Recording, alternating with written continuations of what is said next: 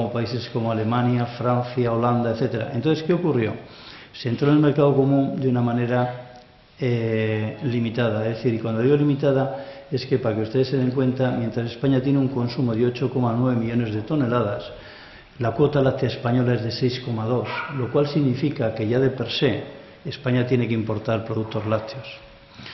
Si nos fijamos en qué tipo de productos, de hecho antes me estaban haciendo esa pregunta, qué tipo de productos se producen o se consumen en España, encima, paradójicamente en España se consumen los productos que más fácilmente son trasladables desde Europa. Es decir, si fijaran el cuadro de la derecha, ahí lo que verán es que casi el cuadro central pequeñito demuestra que casi el 50% de los lácteos que se consumen en este país son productos líquidos.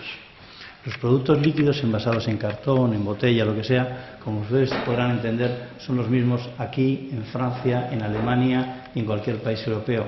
Mientras que aquellos productos más elaborados, como pueden ser los quesos, los yogures, tienen personalidad propia y son más difícil compararse o copiarse, etc. Con lo cual, por un lado vemos que España entra, el sector lácteo español es deficitario, digamos, y tiene que importar productos. Por otro lado, los productos que se consumen en España son productos líquidos que son el estándar, por decirlo, de los procesos de fabricación, con lo cual realmente la situación es complicada. El cuadro de la izquierda simplemente como señal, ven el volumen de litros por habitante año que les corresponde a cada uno de los países. Fíjense, Alemania 350 litros habitante año, Francia 395, España 139, Irlanda, por ejemplo, 1.275. Esa le darán la capacidad, digamos, de necesidad que tiene España de importar productos lácteos. Pero si miramos también la industria láctea española, con quién tiene que competir, y fíjense en el cuadro de la izquierda, ven los volúmenes en toneladas, en miles de kilos, de las distintas empresas que hay en Europa. Y fíjese como, por ejemplo, Nestlé trabaja 14,9 millones de toneladas, más del doble de la cuota láctea española. Pero Friesland Campinas habla 10,9, casi el doble de la cuota española. Lactalis, que es un operador que ya está en España, en concreto es el que compró Puleva, pues resulta que tiene 10,2 millones de toneladas. Y fíjese que Capsa, nosotros, que somos el más grande, estamos en la posición 26 con 887 toneladas. Lo cual significa que yo, cuando tengo que competir con estos grupos lácteos, lógicamente estamos muy descompensados, porque ellos pueden jugar con movimientos, digamos, de excedentes de otros países que yo no puedo operar. Pero si por otro lado vemos cómo se aglutina la distribución, es decir, yo mis productos lácteos los tengo que vender a través de los operadores logísticos de distribución, y resulta que me encuentro que, si se fijan, entre los 6 primeros casi es el 80% de la venta, es decir, Mercadona, Día, Carrefour, Eroski, Grupo Auchan y Lidl, si lo suman todos ellos, se fijarán que en esos 6 operadores, es decir, yo tengo que ir a vender la gran mayoría de mis productos. De facto, Mercadona vende 1 de cada 4 litros de leche en este país. Entonces, mi posición de negociación con ellos es muy complicada. Si yo doy el mismo producto, si es el mismo, es muy difícil que mis atributos de marca sean capaces de satisfacer o salvar el gap que existe entre la marca de la distribución y mi propia marca. Si yo vendo mi leche, por ejemplo, estándar a 0,85, 0,89, ustedes mejores que yo saben que en el mercado hay leches de 0,50 y tantos, 0,60. El consumidor actualmente, el driver precio es fundamental por la situación económica. Entonces, el consumidor varía y lo que gestiona es la compra inteligente. Si es lo mismo, compro algo que es más barato y teóricamente satisfago o cambio el chip diciendo no, es que es casi lo mismo. Entonces prefieres, es decir, cuando ese gap diferencial es tan grande, inmediatamente significa pérdida de ventas. Entonces, ante esta situación, que es una situación muy compleja, es donde los conceptos de innovación, marca, etcétera, es donde empiezan a tener su sentido. Si voy a explicar un poquito cuál ha sido la trayectoria de Capsa para que entiendan un poco por qué la innovación para nosotros viene ya desde el origen. De hecho, nosotros partimos de una cooperativa, SAT, en 1967, que la constituían aproximadamente 8.000 ganaderos. En su momento, cuando el precio de la leche llegó a un precio tan bajo que no se podía soportar, los ganaderos se unieron para intentar mantener el precio de la leche, y eso dio lugar a lo que se llama Central Lechera Asturiana, que es el accionista de referencia, digamos, de la corporación. Esos ganaderos en aquel momento tuvieron la visión muy difícil, porque en aquel momento se vendía la leche en vidrio, con un hombre excepcional que era el presidente de honor, que murió en septiembre de este año pasado, Jesús Edemira, de crear la primera fábrica de botellas de leche en polietileno, rompiendo con el paradigma que en aquel momento existía de vender toda la leche, digamos, en cristal. Entonces, eso le dio un impulso excepcional. De hecho, empezó a crecer, consiguieron los propios ganaderos vender su propia leche a precios diferenciales y les hizo crecer. Después, a partir de ahí, se hizo el lanzamiento de Envases Brick y posteriormente, en el año 97, es cuando se crea la Corporación Alimentaria Peña Santa, porque cada vez era más importante el driver crecimiento.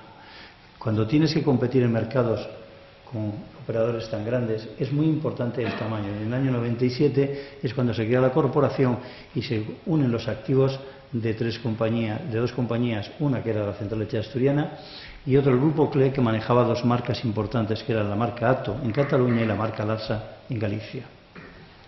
Sin embargo, la cooperativa mantiene la mayoría con el 57%.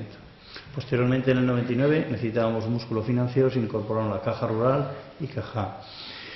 Creo que otro aspecto muy importante es que nosotros nos dimos cuenta ya desde el año 2002 que era muy importante gestionar la innovación, y fuimos la primera empresa en certificar los sistemas de investigación bajo una norma que era 166.002. De hecho, fuimos el piloto que tuvo AENOR para ver.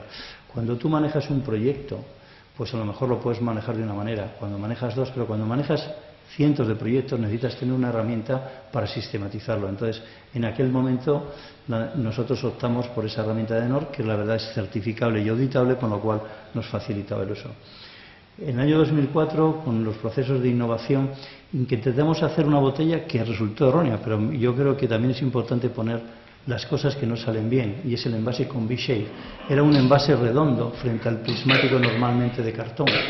Y era una máquina tremendamente enorme de 15 metros, y el problema es que tenía que ir a una cadencia de 10.000 litros hora y realmente pues apenas llegaba a los 4.000, con lo cual la eficiencia fue muy mala y tuvo que ser desechada en su momento. Pero el concepto era hacer una cosa distinta, nueva y sobre todo ovalada, porque nuestro emblema es ovalado, y eso daba mucha significado. Es decir, le llamaba combi shape, shape en inglés es forma. Cuando ustedes les enseñan una Coca-Cola, simplemente cuando le den la forma de la Coca-Cola a la botella, ya inmediatamente su mente les asemeja a la Coca-Cola. La idea que nosotros en aquel momento teníamos es que el concepto ovalado asimilara al concepto Central Lechera Asturiana. En el año 2006 inauguramos la planta de botella UHT, la primera que había en España, de alta cadencia, y es las líneas más grandes que hay en Europa, de que hacen aproximadamente unos 200 millones de litros anuales, y que por ejemplo, es una barrera tecnológica, que es el producto que mejor resiste la crisis, no ha caído. Mientras los demás productos han caído, que fue una innovación, hacer un proceso UHT con una botella no redonda, una botella ovalada, más difícil de conducir en las líneas de alta velocidad, porque hay que posicionarla para que la etiqueta vaya en correcta posición. Pero es una barrera que no ha sido copiada, y de hecho es el único producto que ahora mismo soporta mejor la crisis. Nosotros mantenemos un crecimiento continuado, estamos en 205 millones de litros en botella, y tenemos una cuota de mercado del 63% de leche en botella. Lo cual te dice que cuando tú inviertes en aquellos conceptos distintos y que no son copiables, aquello es lo que realmente después te hace ser competitivo.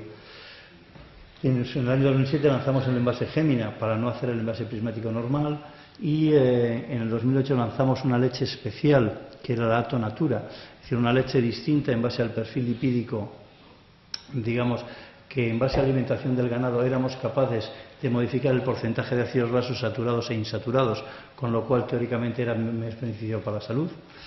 Y después hubo varias campañas, etcétera, etcétera.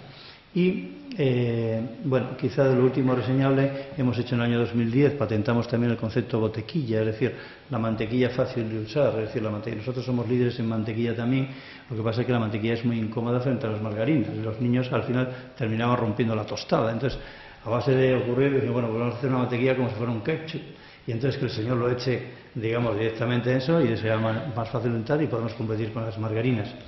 Y en el año 2011 lanzamos todo el proyecto Apolo, que aquí hay 3, pero después de la presentación verán ustedes que ya hay 5 productos que realmente nos hace diferentes, porque hemos desarrollado productos con mucho más valor añadido, que lo que hacen es que podamos retribuir a nuestros dueños, los ganaderos, a un precio más alto.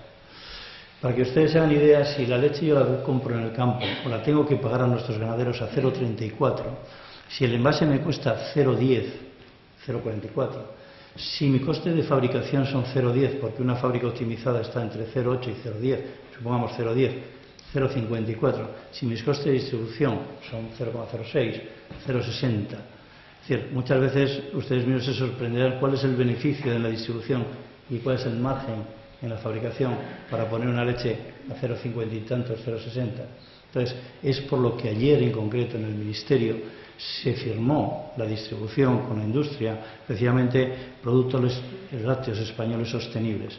Porque el problema real que tiene este país ahora mismo con el sector ganadero es que desaparezca. Ante el empuje de Europa, es decir, la mayor reconversión oculta y que no sabe nadie o que no nos damos la atención suficiente es que desde que se firmó el mercado común España tenía 128.000 ganaderos y ahora quedan 22.000. Pero al paso que va desaparecerán. Si desaparece el sector ganadero, desaparece el sector lácteo. Y si desaparece el sector lácteo, vendrán los operadores europeos y lo que harán precisamente serán poner los precios, no los que estaban consumiendo en estos momentos, sino los precios que ellos quieran poner. De hecho, la leche en Europa se vende nunca por debajo de 0,90, 0,80, 0,90 y no existen precios de 0,57 ni de 0,60. En esa situación, nosotros ahora mismo, ¿qué es lo que ocurre? Fijaros, nosotros vendemos la botella, que es lo que decía yo, es en lo único que somos líderes absolutos, que son el 63%, pero fijaros que somos líderes en leche líquida como primer operador, pero frente a las marcas de distribución apenas somos muy pequeñitos. Fijaros, la marca de distribución, véase marca Hacendado, véase Carrefour, etcétera, estamos hablando de que nosotros tenemos el 14% de cuota frente al 53%. Si hablas de nata, lo mismo, nosotros somos líderes, pero con un 14 frente a un 68. O si hablamos de mantequilla, que nosotros seguimos siendo líderes, un 15 frente a un 53.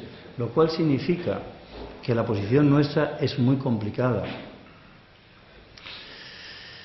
¿Qué es lo que nosotros vendemos? Pues fijaros, aquí tenéis los porcentajes. Fijaros que nosotros lo que más vendemos es leche líquida, casi el 80%, que es precisamente lo que decía que más fácilmente es viajable desde Europa a España. Fijaros que nosotros tenemos plantas de fabricación de queso, de yogures, mantequillas, pero nosotros lo que fabricamos, porque el consumo en España, el 50% es leche líquida, entonces lo que más fabricamos es leche líquida, que es precisamente lo que es más fácilmente trasladable, digamos, al mercado español. Bien, simplemente unos datos para que sepan ustedes cuál es la composición de la compañía. La cooperativa sigue siendo el accionista de referencia con el 57%, lo cual los dueños son los ganaderos, con lo cual la obligación de los gestores de CAPSA es intentar conseguir mayor valor para poder retribuir lo mejor la leche que se compra.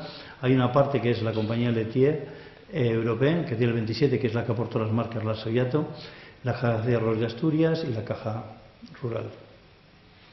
Ahí ven ustedes el volumen de recogida, que estará en torno a los 900 millones de litros, en que casi todo es en la parte norte de España, generalmente lo que es la cornisa cantábrica. Y ahí ven ustedes las fábricas que es donde están operando. Tenemos en Asturias, en Galicia tenemos 2, una fábrica de Lugo de leche líquida y en Villagarcía que hace quesos y yogures también de Larsa. En Asturias hay 2 y quizás la de Asturias es la más grande, es decir, la de Asturias maneja ya solo cerca de 500 millones de litros de recogida. Después tenemos una planta pequeñita en Zarzalejo en Madrid, otra en Vidrieres en Cataluña y otra en Menorca, porque en Menorca, ¿qué hacen ustedes en Menorca? En Menorca había otra cooperativa ganadera que era Coinga, que nos pidió ayuda en un momento determinado y fuimos por aspectos societarios que eran muy parecidos a nosotros, instalamos un envasado allí, porque paradójicamente Menorca tiene el ciclo de producción de leche inversa al de la península. Es decir, sabéis que en primavera la leche produce más leche y en invierno disminuye. Bueno, pues ahí en Menorca es al revés, y encima un volumen muy grande. En Menorca solamente ellos solos tienen casi 50 millones de litros de recogida. Entonces esa fue la razón para a partir de ahí vender productos, digamos, dentro de esa zona.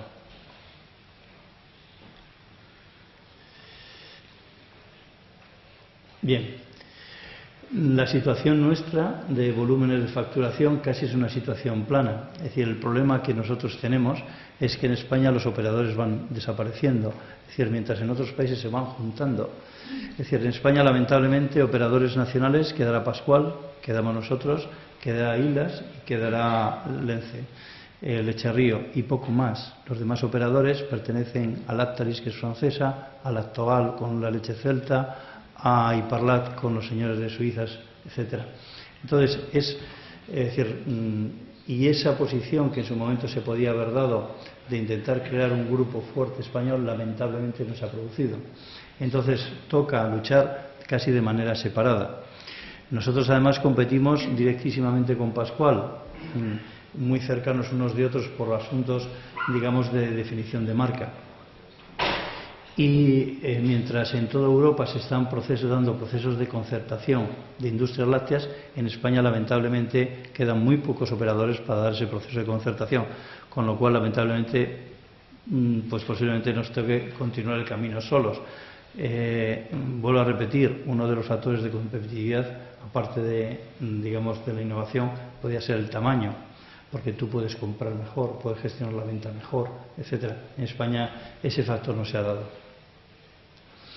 El beneficio, fijaros que el beneficio, es decir, para volúmenes tan grandes de facturaciones son pírricos. Es decir, fijaros, en el año 2011 estamos hablando de 9,8 millones de euros, pero es que en el año 2012 el beneficio ha sido cero. Es decir, nosotros la crisis la hemos soportado, no podemos bajar el precio. Otros operadores lo que han hecho es bajar el precio al ganadero, lógicamente en base a intentar flexibilizar el precio de cara al mercado. Si mi mercado no puede estar en ese gap diferencial de la marca de distribución con mi marca, intento comprar más barato, pero en nuestro caso no es factible, porque nuestros dueños son nuestros propios ganaderos y quieren que se les retribuya, digamos, por ese valor. Por otro lado, el hecho de que sea cero es que nosotros hemos incrementado a nuestros ganaderos. El principal activo que tiene, igual que la corporación, es la marca.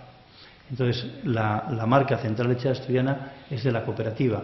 Entonces, como consecuencia del alquiler de marca, nosotros, lógicamente, este año, por la situación de los costes de las materias primas, hemos tenido que incrementar el alquiler de marca para poder satisfacer, digamos, y que esos ganaderos no quiebren. Es decir, porque el alquiler de marca hasta ahora eran 2,2 millones de euros y este año se va a pagar cerca de 5 millones de euros que se repartirán entre todos para que de esa manera poder subsanar, digamos, el incremento de costes de materias primas que han tenido ellos en el campo. Entonces, en esta situación, la verdad es que es bastante complicada. Es decir, aquí tenéis el número de trabajadores, que están en torno a los 1.300 más o menos. Y ahora, quizás, ya una vez visto cuál es nuestra realidad, quizás ahora tocaría explicar lo que vemos, lo que hacemos, y a partir de ahí qué es lo que hemos hecho para que ustedes después puedan darse cuenta de cómo intentamos nosotros salvar la situación. Bueno, la visión de casa es ser la mejor empresa alimentaria de leche, derivados y productos afines, etcétera. Es decir, nosotros lo que intentamos es ser los mejores, sobrevivir y crear productos que retribuyen la cadena alimentaria para poder pagar a nuestros dueños. Es decir, lo que intentamos bajo todos los medios es asegurar el futuro, porque el equipo directivo de ahora pues estará ahora, pero dentro de un tiempo marchará, vendrá otro, los ganaderos transmitirán las explotaciones a sus hijos, y lo que tenemos que intentar bajo todos los medios es asegurar el futuro, digamos, de todas las familias. Es decir, cuando hablaba de crecer con ventaja competitiva es porque tenemos más fuerza a la compra y mayor capacidad de innovación porque puede invertir más. Lo que pasa es que lamentablemente este proceso de concertación en España no se ha dado. Es decir, en su momento se pudo haber dado entre las cooperativas del norte y hubo un intento de que Iparlat, Leima y Capsa pudieran unirse con grupos cooperativos muy grandes, pero no resultó, y al final lo que ha ocurrido es que cada uno ha ido vadeando, digamos, su futuro de la manera más posible. Entonces, visto que el crecimiento no es factible, porque no podemos crecer más, porque ya no hay operadores con los que me pueda juntar para poder crecer. Entonces, la otra palanca que me queda es la innovación. Hay otra palanca más, que es la internacionalización. Y, de hecho, aquí no lo hablo, pero nosotros hemos creado un departamento ahora mismo, precisamente de cara a intentar buscar mercados distintos que sean capaces de retribuirnos, digamos, el valor de nuestros productos, precisamente porque el mercado interior está colapsado. El concepto que tiene CAPSA es que la innovación es labor de todos. Es decir, en CAPSA, que los 1.300 personas que trabajamos, es decir, no solo innovamos tecnológicamente, sino que tenemos que ser capaces de innovar absolutamente en todo. Y eso es lo que nosotros denominamos innovación 360. Nosotros tenemos dos grandes proyectos dentro de CAPSA. Uno que es la cultura del emprendimiento, es decir, todos los trabajadores tienen que ser capaces de aportar mejoras en sus puestos de trabajo. Es decir, hay una intranet que está permanentemente sugiriendo, oye, ¿cómo eres tú capaz de mejorar tu entorno? Oye, ¿qué cosas nuevas se te ocurren que puedes hacer? Porque entendemos que si somos capaces de movilizar el intelecto de esas 1.300 personas, lógicamente eso da una fuerza excepcional de hacer cosas nuevas. Y el segundo es el proyecto de innovación. Todas las ideas, todos los conceptos, todas las cosas nuevas que la gente cree que puede poderse hacer, tienen que aportarla. De hecho, nosotros ahora salimos con helados, que hasta ahora era impensable que nosotros podíamos, pero la base de los helados es un productos lácteos. De hecho, van a aparecer ya helados, yogures helados, etcétera, etcétera, precisamente en base a ideas que han ido surgiendo, digamos, de determinadas personas dentro de la organización. Y pongo la foto, esta que ven ustedes ahí, que son los trabajadores de Granda, que debe ser, o parte de ellos, son 360, que están con el rey en el año 2006, cuando se inauguró la planta de envasado UHT, para que el concepto es que todos tenemos la obligación, digamos, de innovar para competir. Nuestro concepto de innovación se basa en un sistema que a veces la gente considera muy sofisticado, porque está totalmente, nosotros no dejamos al azar, digamos, la ocurrencia en un momento determinado, sino hay todo un proceso gestado para poder conseguir los productos en unos tiempos y en unas formas determinadas. En primer lugar, nosotros hicimos un plan estratégico 2015-2020. Dices, joder, qué exagerado, nosotros no tenemos la bola mágica. No. Lo que hicimos era una tecnología de la Universidad de Cambridge, en concreto el road mapping, que lo que te hace es hacer discutir a sociólogos por un lado, para ver cómo será la sociedad dentro de un futuro, a nutrólogos por otro lado, cómo se va a alimentar esa sociedad en concreto, a tecnólogos por otro lado, es decir, esos alimentos que se van a producir, con qué tecnologías se tienen que producir, y a gente del mercado, es decir, cómo será el mercado del futuro para hacer los formatos que mejor se acomoden, digamos, a esos mercados del futuro. Entonces hubo una serie de sesiones con esa gente, se trajo a Balbosa de la Universidad de Washington, a Mulet de aquí, de la Universidad de Valencia, bueno, a un conjunto de gente, y lo que se establecieron son unos drivers en los cuales nosotros año a año vamos verificando. De tal forma que cuando las condiciones de los mercados van variando, nosotros cambiando los drivers podemos ir modificando esos planes estratégicos y ir adaptando, es decir, de tal forma que nosotros ese plan estratégico lo vamos modulando en el tiempo. Es decir, esa bola mágica que en su momento se creó hace 1 año y medio, 2 años, pues ahora ya tiene una reconversión de una forma, se va reconvirtiendo y se va adaptando un poco a cómo va evolucionando el mercado. Por otro lado, construimos todo lo que llamamos el Observatorio de la Innovación. Ahí tenemos trabajando 2 personas que permanentemente están viendo lo que sucede en el mundo. Es decir, nos están dando información de qué productos nuevos están apareciendo en todo el mundo e incluso estamos conectados a través de las universidades con todas las tesis doctorales que se fabrican o se producen o se ponen en marcha para saber exactamente por dónde van las tendencias o las tecnologías que se están aplicando.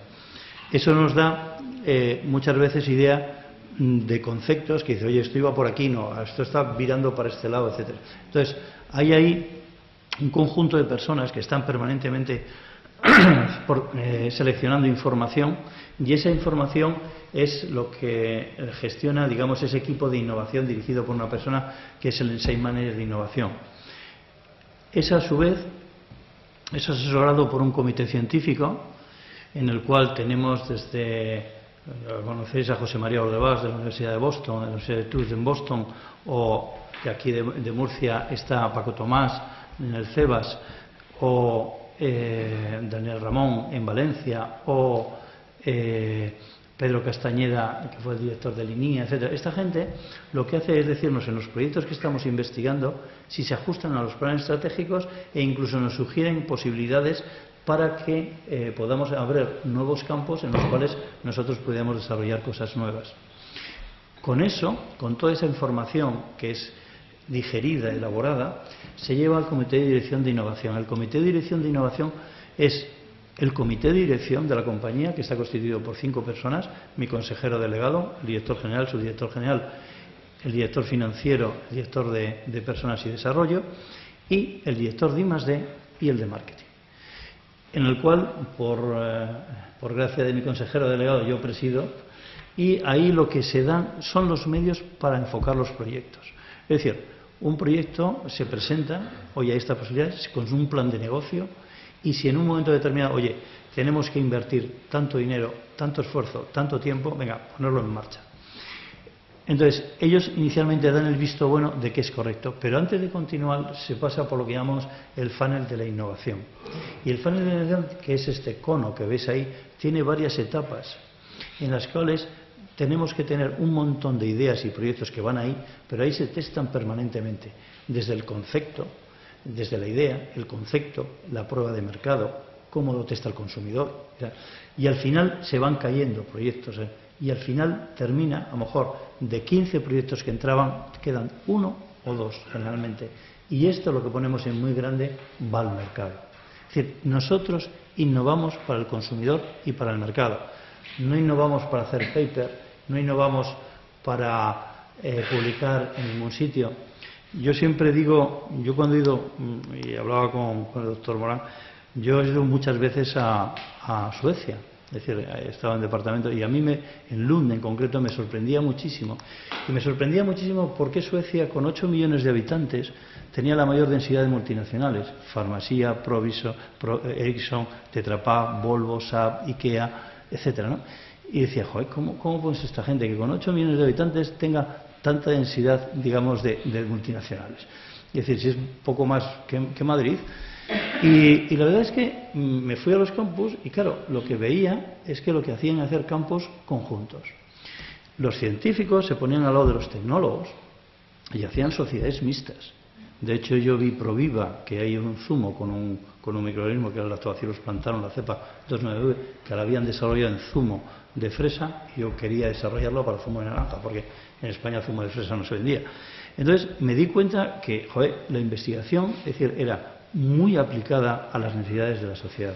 Hacían investigación básica, claro que sí, no digo que no, pero mucho de su esfuerzo tecnológico era para solventar los problemas tecnológicos de las industrias que ellos tenían.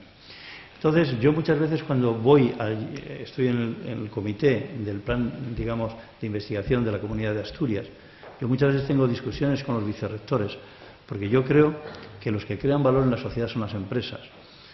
Es decir, eso no quita que en un momento determinado no se tenga que hacer investigación básica, que es fundamental, pero hagamos la investigación básica que seamos capaces de mantener, que no nos pase que está todo el mundo pendiente de las patentes para que cuando se acaba la patente cogerla y llevársela a Estados Unidos. Entonces, hagamos investigación básica, pero sobre todo investigación aplicada, que es la que da valor a la sociedad, ¿no? Bien, nosotros gestionamos de esta manera y la verdad es que en ese sentido creo que los resultados están siendo positivos, y eso es lo que nos motiva para seguir trabajando en esta forma. Cuando nosotros hablamos de innovación, es en el mayor amplio, de la forma más amplia de colaboración posible. Nosotros colaboramos con comités científicos, por ejemplo, ahora hablaré de otro producto que hemos sacado hace poco, que es el Proceliac para los celíacos, o con centros como el Consejo de Investigaciones Científicas. Nosotros cada 2 o 3 años nos reunimos con el Consejo de Investigaciones Científicas y hacemos unas sesiones mixtas. Por un lado, los 50 titulados superiores que tenemos en la organización, 50-60, hacemos una reunión con representantes de esos centros de investigación del Consejo, y de esa manera nosotros les preguntamos nuestros problemas, que pueden ser de materiales, pueden ser de proceso, pueden ser de producto, y ellos nos traen departamentos, el departamento de materiales, el IATA, el Instituto de Automática, es decir, técnicos y científicos de distintos institutos, y los hacemos competir o trabajar conjuntamente. Y a raíz de esa sesión se sacan 20-30 proyectos, de los cuales se prioriza, y a partir de esa priorización se ponen en marcha en función de unos parámetros que se establezcan. Pues rapidez de eso, coste del proyecto, etcétera, etcétera. Después trabajamos con universidades, con casi todas las universidades. Yo aquí, en concreto, muchas veces pongo dos porque pongo la de Oviedo, porque estoy en Oviedo, que fue el primer acuerdo marco que hicimos, y pongo también la de Madrid porque se ha dado un hecho que para mí fue excepcional. La Complutense de Madrid, que lograron entender la importancia que tiene la nutrición en la carrera de medicina, y nos concedieron la cátedra de nutrición en la Universidad Complutense de Madrid, cosa que es excepcional, porque paradójicamente nosotros desarrollamos ahora mismo mucha alimentación funcional, pero paradójicamente los profesionales de la salud muchas veces pues no tienen los conocimientos ni están tan preparados como sería deseable. Entonces se nos daba la paradoja que cuando desarrollamos alimentos funcionales, resulta que los profesionales de salud, que según las encuestas de consumidores son los que tienen más credibilidad, digamos, en cualquier, digamos, consumidor, no conocían ni sabían para qué servían estos productos. Entonces, de alguna manera desarrollamos todo un área de nutrición, en el cual está Marta como responsable, con la ayuda también de Javier Morán, que nos ayudó al principio porque no sabíamos cómo enfocar el asunto, y ahora mismo la verdad es que estamos muy orgullosos, y ese departamento de nutrición fue premio NAOS del año 2012 por encima de Unilever y por encima de Danone, por toda la labor que se hizo de educación infantil, educación a los mayores, etcétera, ¿no? Y después hemos tenido Biópolis, por ejemplo, que es una empresa biotecnológica de aquí al lado de Valencia, en la cual se nació del Consejo de Investigaciones, ahora deben tener 38 doctores trabajando, y es con lo que hemos desarrollado algunos probióticos y tenemos patentes de algunos probióticos. Y después hacemos, bueno, pues con clientes y con proveedores. Por ejemplo, con proveedores, a mí, con clientes o posibles proveedores, perdón, a mí me hace mucha gracia cuando con Aceralia en concreto hicimos un acuerdo de decir, bueno, y nos presentamos como una industria láctea y una industria del acero, y éramos capaces de hacer un proyecto conjunto que no tenía nada que ver. Pues bueno, vimos de desarrollar una hojalata que tendría que ser capaz de competir con el aluminio. El problema que tiene el aluminio, que es barato, pero no es fiable. Es decir, mientras que la hojalata se serigrafía. Entonces, buscamos hacer una hojalata que pudiera tener una impresión flexográfica, nosotros para nuestros flanes, cuando hacíamos flanes, y ellos que les sirviera. Y de hecho, ese proyecto fue Premio Internacional de Innovación en Europa. Entonces, o con clientes, con el Corte Inglés hemos desarrollado leches que nosotros no tenemos, leches, por ejemplo, con omega 3 o cosas así, porque querían que le desarrolláramos cosas, ¿no? Bien, simplemente para darles un orden de magnitud, es decir, nosotros en el periodo 2009-2013 invertimos en investigación aproximadamente casi 7 millones de euros, de los cuales capitalizan, cuando digo capitalizan es que la cantidad total de investigación que mueven son casi 66 millones.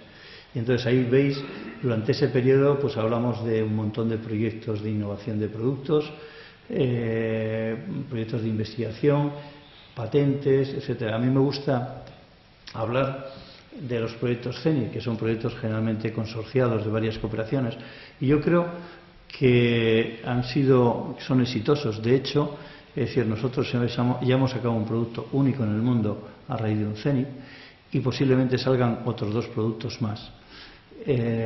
Y también creo que es muy importante. Cuando yo digo cuál es el mayor activo que tiene mi compañía, digo que es la marca. A mí me reconoce la gente por Central Lechera Asturiana. Pero la marca tiene unos valores, y sobre todo lo que tiene que tener detrás es un conocimiento. Es decir, la marca solamente con los valores sentimentales pues está muy bien, es decir, la vaca, los prados, etcétera. Pero después detrás de ello también tiene que haber un conocimiento. Y ese conocimiento te dan los estudios, las investigaciones, y te lo da precisamente esas propiedades intelectuales que son únicas y te lo hacen diferente. De hecho, nosotros tenemos patentes en seguridad alimentaria. Con el Instituto de Acústica desarrollamos un sistema único de detección microbiológica. Éramos capaces de saber si un envase estaba bien o mal sin abrirlo. Eso no hay nada en el mundo que lo tenga. Fuimos capaces también de patentar un sistema de detección de fagos por PCR. Es decir, yo necesitaba que mis procesos de fermentación de yogur fueran exactos. Es decir, si a mí la fermentación me duraba 5 horas, tenía que ser 5 horas, porque los procesos van en continuo. No podía durarme 6 ni podía durarme 7. Entonces hubo toda una patente en tecnología de PCR. Desarrollamos ingredientes funcionales como fue la fibra que se llama Regula Plus, que es una fibra que es patentada, en el cual la leche con esa fibra, y realmente está patentada porque la fibra soluble que ven en el mercado es inulina. Y de hecho Mercadona nos ha copiado, porque normalmente el problema es que nos copia, la distribución copia a velocidad de vértigo. Pero la diferencia es que no es la misma fibra, ni tiene los mismos efectos que la fibra. Esta es una inulina con una maltodextrina que tiene las dos propiedades funcionales, la propiedad laxante y la propiedad probiótica. Mientras que la inulina, lamentablemente la fibra que se da en el mercado, en los demás compuestos, solo es fibra soluble y que procede de inulina. Tenemos la botequilla que está patentada, bueno, y después todos los productos como Naturcol, etcétera, etcétera.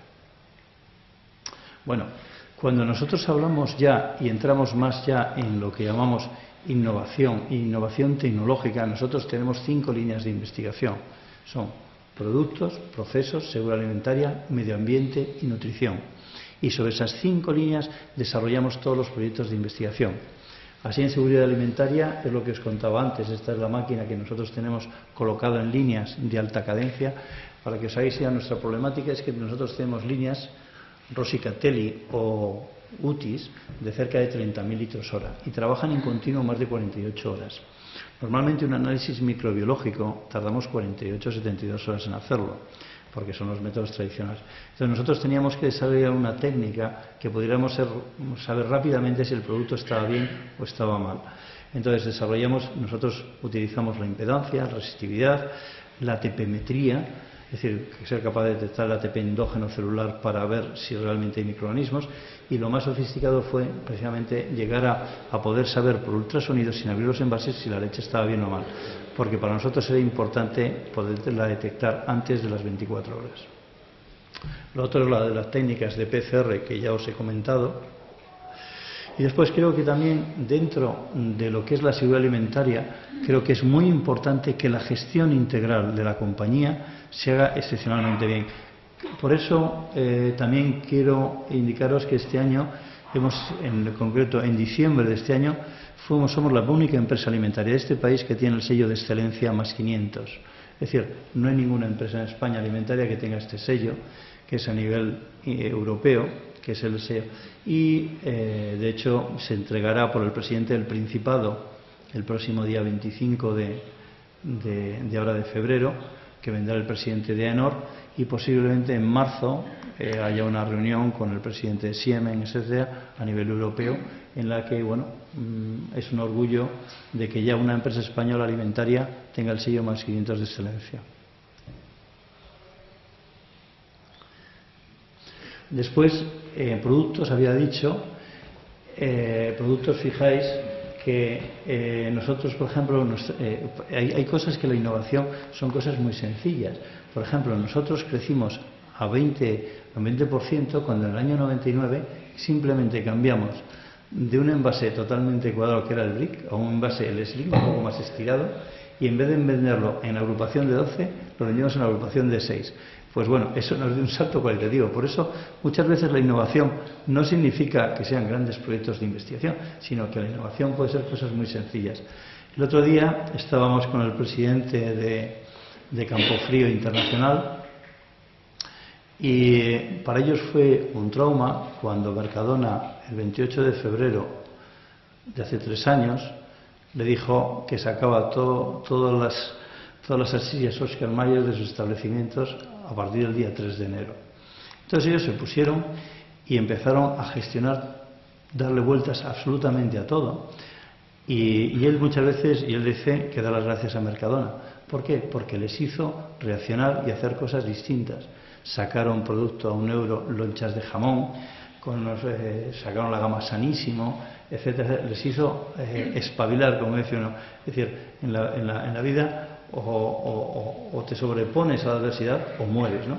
En el caso concreto del Campofrío, posiblemente sea la industria alimentaria que mejor ha sorteado la crisis, o una de las mejores ha sorteado la crisis, especialmente por un hecho que fue curioso, que le sacó la distribución de donde distribuía el 30% de sus productos.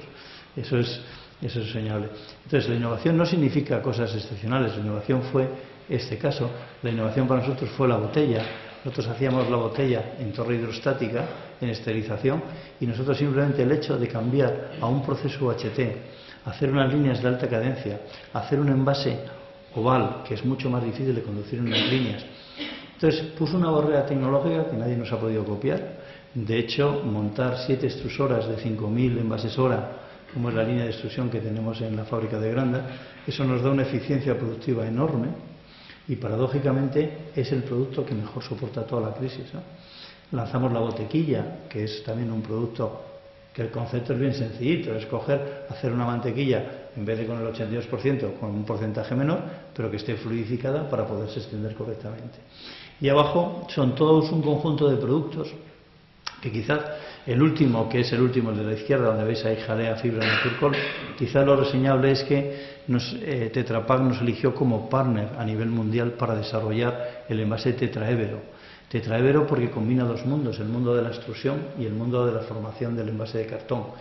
Y eso es complejo, y sobre todo porque ellos solo lo desarrollaban para lo que es leche tradicional. Nosotros dijimos que era posible hacerlo en leches funcionales y ellos decían que no, porque existía un riesgo alto de producirse oxidación en los componentes. Cuando nosotros sacamos el Naturcol, lógicamente el espacio de cabeza es muy grande y entonces decían, nosotros no tenemos en la máquina diseñada la inyección de nitrógeno para evitar el oxígeno y poder evitar la oxidación de los fitosteroles. Sin embargo, nosotros fuimos capaces de ir un poco más allá, decir, no te preocupes y vamos a intentar hacerlo. Entonces formulamos el producto con determinados antioxidantes que se oxidan, precisamente por esos antioxidantes, para evitar que se oxidara el principio activo y de esa manera sacar una. Y ellos, lógicamente, se quedaron muy reconocidos, es decir, fueron capaces de vender al mundo que no solamente el tetraedro podía funcionar para leches tradicionales, sino también para leches enriquecidas, aun que no llevara inyección de nitrógeno. La inyección de nitrógeno, si Dios quiere, la pondrán el año que viene porque, lógicamente, han seguido desarrollando cosas, etcétera. Entonces, lo que quiero decir es que hay que ser también un poco valiente a la hora de decir, oye, son retos que tenemos que ser capaces de afrontar, ¿no? Aquí simplemente veis la evolución de los envases en cartón, para el principio el redondo que no funcionó, el Combi-Shape y el Tetragémina. Y después la botella oval y el tetraévero, que es una mezcla de envases. Y lo que también quisiera dejar muy claro es que hay que adaptarse al mercado y al entorno. Entonces nosotros permanentemente estamos mirando lo que está sucediendo para intentar adaptarnos, porque nosotros tenemos que ser capaces de satisfacer a nuestros consumidores. La otra línea de investigación hemos dicho que es energía y medio ambiente. Nosotros, para que os hagáis idea, el segundo coste más alto que tenemos en todo el proceso de fabricación es la energía. Para que os hagáis idea de la magnitud, yo presupuesto 18 millones de euros en energías. Cuando digo energías son en fluidos en general. Entonces, claro, a mí poder reducir un 10% esa energía me supone un ahorro de 1,8 millones de euros, que es brutal. Nosotros generamos nuestra propia energía a través de plantas de trigeneración en algún caso, como es con 2 turbinas o con motores. Y de hecho hay todo un departamento de eficiencia energética que está permanentemente analizando cómo optimizar, digamos, la energía. Pero además de la energía, que es muy importante, intentamos optimizar todos los fluidos como es el agua. Por ejemplo, nosotros tenemos ahí una patente de filtración de las soluciones de limpieza para intentar recuperar parte del agua y parte de los detergentes, porque así me evito consumo de agua, me evito que a la depuradora me vayan contaminantes y me ahorro un gasto de detergente que no ha terminado su ciclo de vida. Entonces tenemos también una patente establecida para ello. Para que os hagáis idea, en medio ambiente, es decir, el consumo de agua hemos conseguido reducirlo el 24%, el 86% es de energía, es de alta eficiencia, Y después, bueno, realmente estamos intentando permanentemente reducir las emisiones de CO2, que como sabéis, la nueva ley redujo a la mitad la asignación que teníamos. Nosotros, para que os hagáis idea, hace 2 años teníamos una asignación de 66.000 toneladas de emisiones de CO2. El año pasado ya nos han asignado la mitad, 30.000 toneladas. ¿Qué ocurre? Si yo tengo que pagar las toneladas a 10 euros tonelada, imagínate que yo tengo que empezar a pagar dinero, entonces yo tengo que reducir esas emisiones a marchas forzadas. Y también, por otro lado, de hecho, es un mercado fluctuante y he dicho 10, pero hemos al final logrado comprar a 5, con lo cual me he ahorrado 5, porque al final son mercados como la bolsa, que están fluctuando permanentemente. De hecho, hay una reunión ahora el 19 en la que, como está bajando el precio de la tonelada de emisión, van a intentar los países de Kioto a llegar a un acuerdo para que no bajen en determinado valor, y por eso hemos comprado con anterioridad. Y después, lo que también desde el punto de vista de medio ambiente intentamos darle a los consumidores facilidad para que ellos participen en las mejoras medioambientales. De hecho, creamos el Bosque Central Lechera Asturiana, que era plantar cerezos y castaños para 2 especies que están a punto de extinción, como es el oso y el urogallo, que son 2 animales de la cornisa cantábrica de Asturias muy característicos, pues lógicamente mejorar su hábitat. Pero lo que hicimos fue intentar que cada consumidor que pudiera aportar determinado consumo pudiera tener su árbol. De tal manera que hubo una campaña para que con determinado número de consumo de litros de leche ellos podían tener asignado, y de hecho si vais a la zona de Teberga veis hay una serie de plantaciones enormes con unas numeraciones en la cual cada persona tenía, y de alguna manera la sociedad española es bastante responsable para los temas medioambientales. Y después me gusta mucho hablar del área de nutrición, que fue la última, habíamos dicho, productos, procesos, seguridad alimentaria, medio ambiente y nutrición. Nutrición fue el último departamento que se creó, fue hace 4 o 5 años aproximadamente, hay una persona que es Marta, y ahí vimos la necesidad hace 5 años, al observar que la alimentación cada vez era más personalizada y cada vez era más importante la labor preventiva, era necesario, digamos, desarrollar alimentos para ese tipo de target de población, ¿no? Es decir, pero ¿qué ocurría? Que lo que estaba ocurriendo es que nosotros observábamos, y cuando veíamos, por ejemplo, los datos Nielsen de el consumidor, a quién hacía, digamos, quién eran los prescriptores del consumidor, a quién hacía más caso el consumidor, paradójicamente el primero salían los profesionales de la salud, en concreto los médicos, los segundos eran los científicos. Entonces teníamos que hacer un acercamiento, digamos, a ese núcleo de profesionales de la salud, ¿no? Y ahí, bueno, pues tuvimos una serie de ayudas que agradecemos muchísimo. Y lo que sí es cierto es que ya desde el siglo V el médico Hipócrates ya decía que el alimento sea tu medicina. De hecho, bueno, pues la alimentación funcional podía ser la manera fácil de que se redujera un poco el gasto sanitario de manera preventiva, y en vez de los médicos recetar utilizar tanto el vademecum, pues a lo mejor utilizar alimentación funcional que podía prevenir determinadas patologías. Bien, nosotros, que sepáis, como ya he dicho anteriormente, participamos en una serie de proyectos que van ligados directo a la alimentación funcional, como es el Senifood y el Enufood, que son 2 proyectos CENIS. Ahí veis que es un número grande de empresas, no quiero aquí, y que van con dotaciones muy altas, pero sacan para la producción de ingredientes funcionales de cara a un futuro. De hecho, ahora os presentaré el último producto que hemos sacado, que precisamente viene de uno de esos CENIS. Patrocinamos también el premio Hipócrates de Medicina en la Academia de Medicina de Asturias, porque consideramos y premiamos aquellos trabajos que hablan de productos lácteos y de salud. De hecho, aquí hay ahí ves una serie de premios, que en concreto veis a mi jefe, que es el consejero delegado, se ha dado a Juan Rivera, que está mexicano, que es cuando se le entregó en su momento.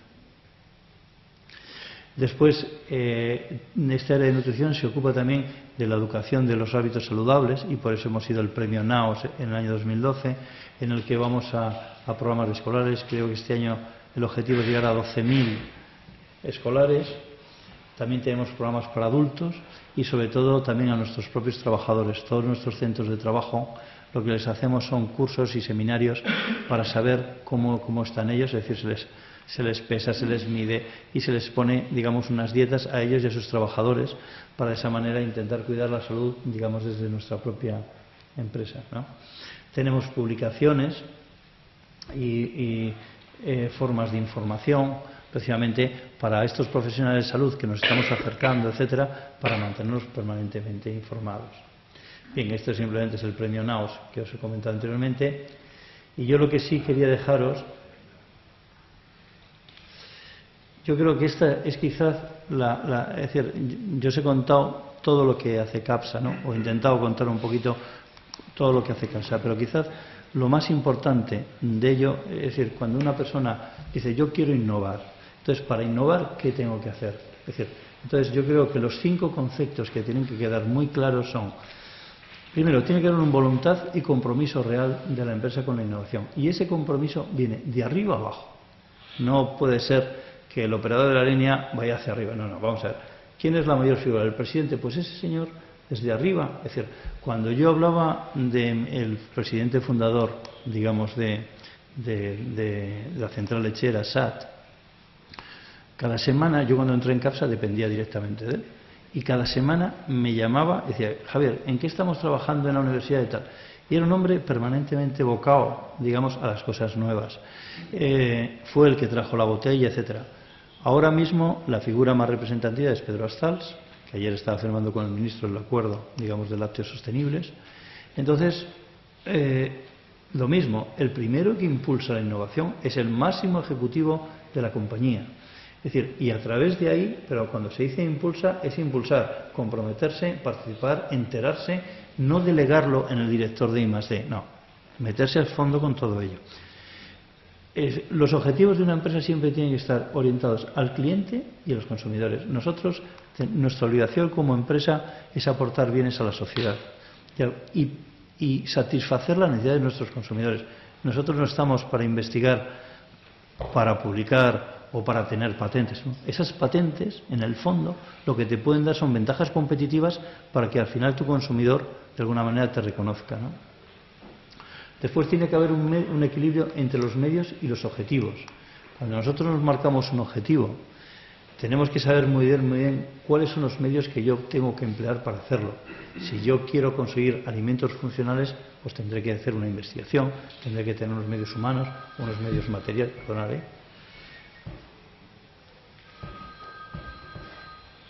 Esto no se tiene que hacer, etcétera. Es decir, yo siempre digo que no es decir, si yo quiero ir a la Luna, no me puedo montar en un cohete de feria. Tengo que hacer toda una programación de ese viaje, tengo que tener mis ingenieros, mi diseño, tengo que tener toda la logística planificada. Es decir, yo tengo que planificarlo y mis medios tienen que estar de acuerdo a los objetivos a conseguir. Y después otro aspecto fundamental, los trabajos en equipo. Es decir, las individualidades no valen nada. Es decir, puede ser la persona más inteligente del mundo, que necesitas equipos, y los equipos suelen ser pluridisciplinares y normalmente internos y externos. Nuestros departamentos trabajan permanentemente en coordinación, digamos, con otros departamentos, y por eso cada persona de I+D gestiona no un proyecto, puede gestionar 6, 7, 8, está metido en equipos de universidades, de centros tecnológicos, etcétera, y de esa manera él lo que tiene que ir es transmitiendo el input de lo que se necesita a esos que donde está la ciencia está en la universidad y en los centros tecnológicos. Es donde está la ciencia. Lo que nosotros sí sabemos es lo que necesitamos. Entonces es como nosotros de alguna manera pensamos que es la mejor manera de trabajar. Estas son el presente de ahora, que son los 5 productos que hemos sacado con el envase tetraédero. Son las fibras desnatadas, fitosteroles, vitalidad, sin lactosa. Y yo quizás ponga ¿Por qué? Porque nosotros hasta ahora éramos fabricantes de leches líquidas, es decir, en general, y después los productos en polvo eran excedentarios. El último producto que hemos sacado es este producto en polvo. Es decir, nos hemos dado cuenta que el mercado nacional se nos queda pequeño por las circunstancias y entonces tenemos que ir a mercados más lejanos. Entonces no podemos ir en general con productos líquidos, sino que al final tendremos que ir con productos con mucha más larga vida. Entonces hemos desarrollado este producto cuyo microorganismo es una bifidobacteria long S1. S1 es porque se llama Esther, la responsable de la investigación, y la idea es que es un microorganismo que se ha desarrollado en el IATA, en Valencia. Fue identificado en las heces de un niño, digamos, de 3 meses, y tiene unas propiedades muy importantes, que son: degrada parcialmente las gliadinas del gluten, no todas, sino algunas, y reduce la respuesta inflamatoria. Entonces, esto es un target muy claro, digamos, para los celíacos, que son aquellos.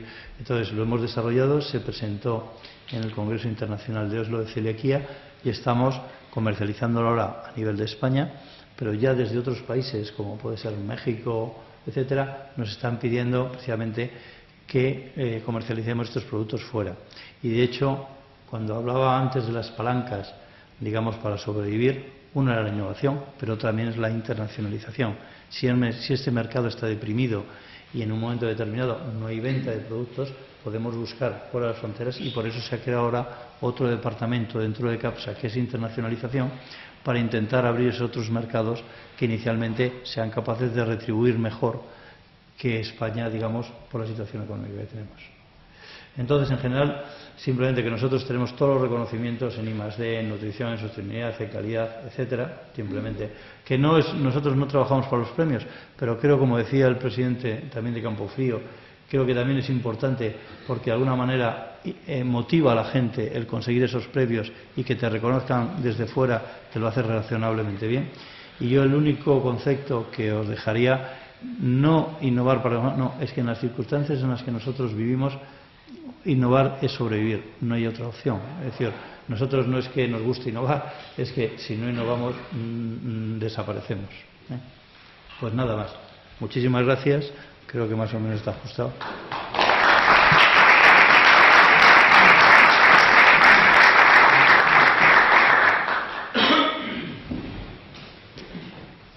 Bueno, pues muchas gracias, Javier. La verdad es que ha sido muy interesante toda la exposición.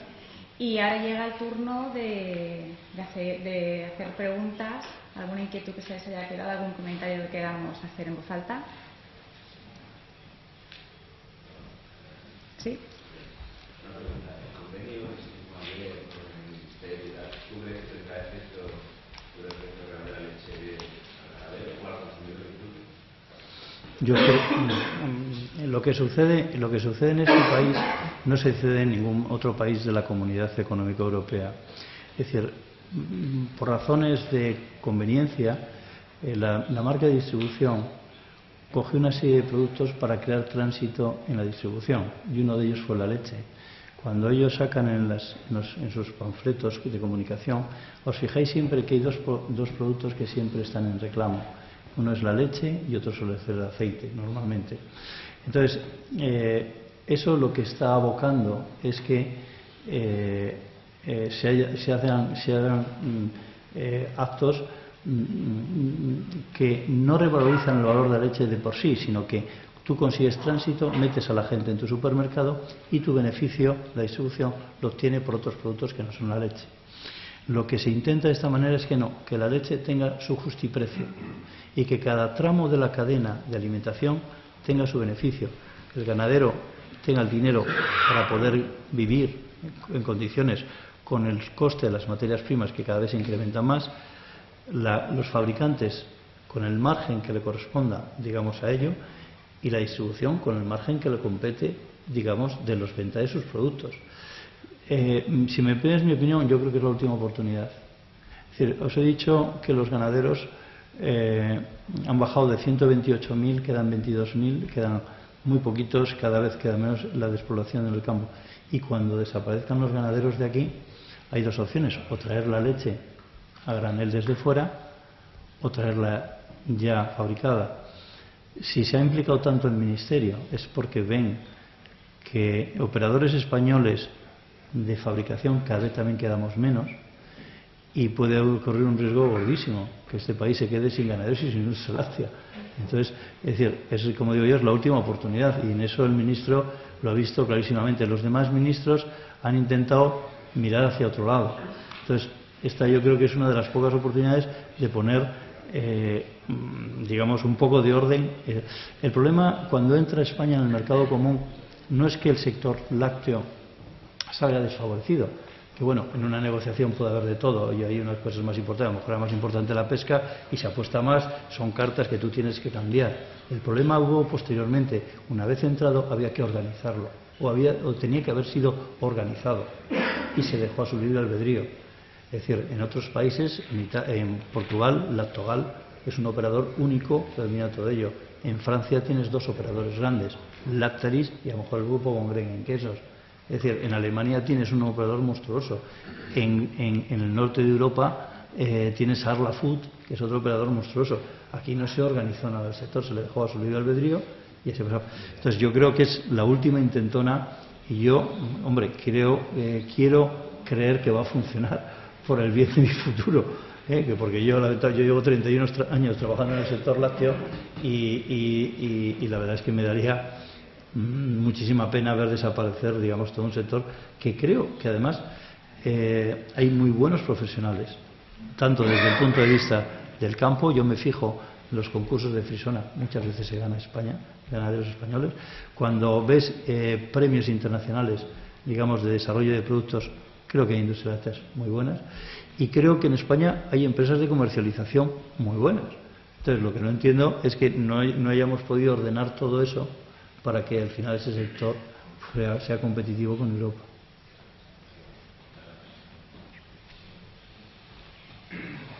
Lorena.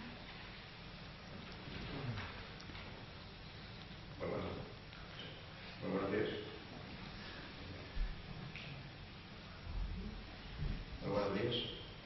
Muy buenos días, señor Martín, encantado y excelente su ponencia. La pregunta es la siguiente. Usted escribió en el proceso de formación de CAPSA que tuvo contactos con la Universidad de Cambridge, me pareció. Sí, es decir, cuando nosotros nos planteamos cómo tenía que ser el futuro, porque he dicho que la innovación tiene que ser sistematizada y tú al final tienes que decir, oye, yo voy por aquí, porque yo no puedo abarcar todo el mundo.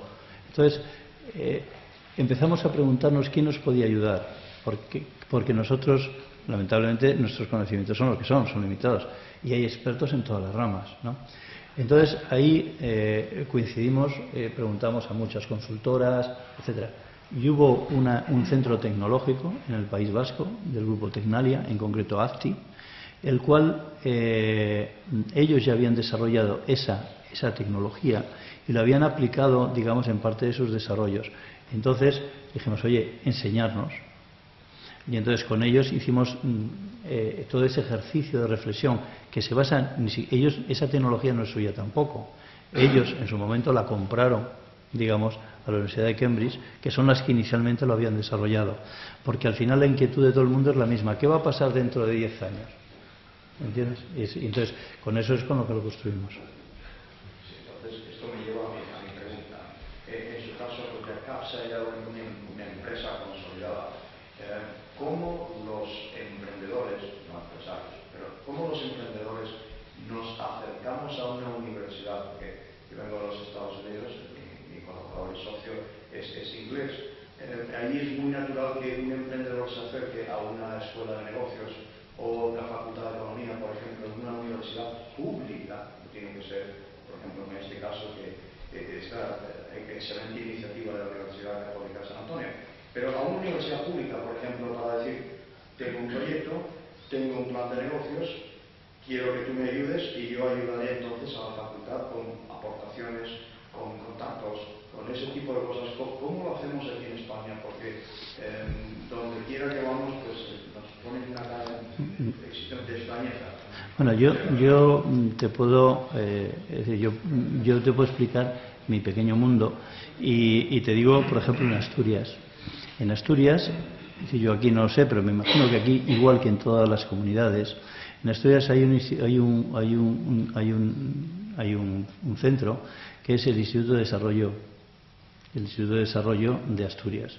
Y ahí, lógicamente, lo que hacen es promueven precisamente el desarrollo de pequeñas, medianas empresas en los cuales tú te presentas ahí y ellos incluso han construido una incubadora digamos, de pequeñas empresas. Es decir, incubadoras son que en el centro, en un parque, han puesto todo un conjunto de servicios, es decir, para que durante un tiempo determinado esas pequeñas ideas o empresas que quieren crecer no tengan coste.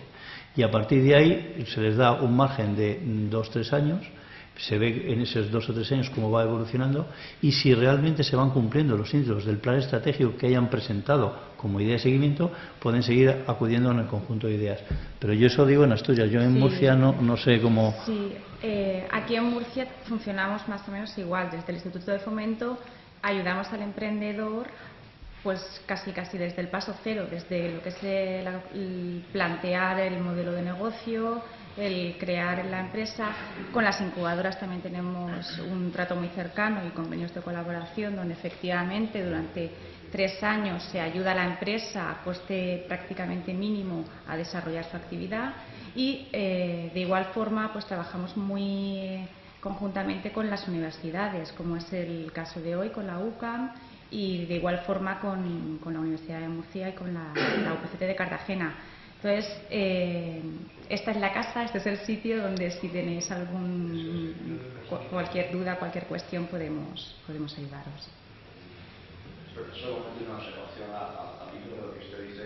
Sí, no sé, perdón, señor. Victoria. Muy bien. Sí, de hecho nosotros tenemos ya el plan de negocios aquí, en el Info, que nos están ayudando muchísimo. Pero siempre es bueno no solamente tomar bien las cosas. Correcto. Y viniendo de una educación más agresiva en ese sentido, ir directamente a donde están los cuernos del toro. Por eso era nuestra pregunta. En esa línea igual les ayudamos a decir, bueno, pues si necesitan ir al CEIM o al CEIC directamente para hablar con tal persona, pues les ponemos en contacto, vamos con ustedes, le presentamos y empezamos las gestiones. Gracias. ¿Sí? ¿Al fondo? Hola, buenos días. Como no sé muy bien, no te digo. Yo quería aprovechar su gentileza para hacerle 2 preguntas en vez de una. La primera es muy sencilla. La primera es, hablando de la palanca de la internacionalización, me gustaría saber en qué fase se encuentran actualmente y qué productos y mercados son sus prioridades. Y la segunda era que comentase algo de la gestión de la calidad dentro de Central Lechera Asturiana, si han implantado, no sé, algún tema, supongo que sí, mejora continua o incluso Six Sigma o alguna cosa de ese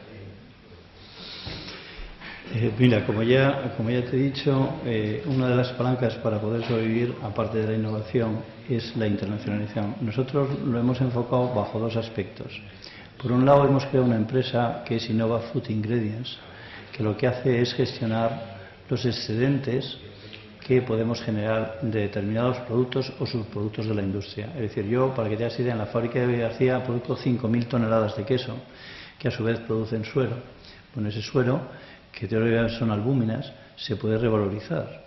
Es decir, porque eso se emplea para determinados dietéticos, alimentación, etcétera, o determinados. Bueno, pues estamos creando toda una serie de conjunto de líneas que esos productos además suelen ser en polvo. Nosotros tenemos 2 torres de secado muy grandes, es decir, una en Grande y otra en Lugo. Entonces producimos una serie de productos especializados, digamos, para determinadas industrias. Leche deslactosada en polvo. O estamos ahora mismo, y no es ningún secreto que diga, desarrollando mozzarella sin lactosa, que seríamos el único operador que existiera. Es decir, lo que te quiero decir es que por un lado tenemos esa empresa que hemos desarrollado, que es Innova Food Ingredients, y por otro lado estamos desarrollando productos que sean capaces de viajar.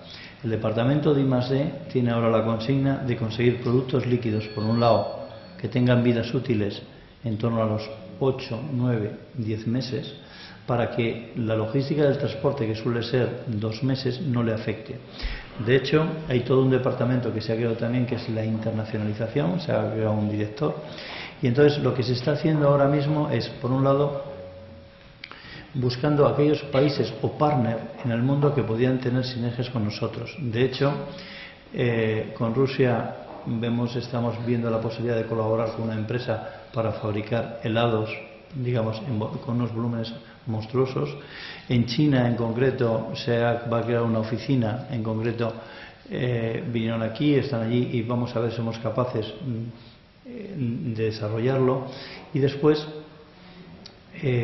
lo que estamos intentando es empezar a pensar en desarrollar productos adecuados, digamos, a esas otras poblaciones, porque las capacidades organolépticas nuestras no coinciden a veces con otras. Entonces, todo eso es lo que estamos nosotros haciendo, pero esto está haciendo que tiene una vida ahora mismo no llega ni a un año, ¿entiendes?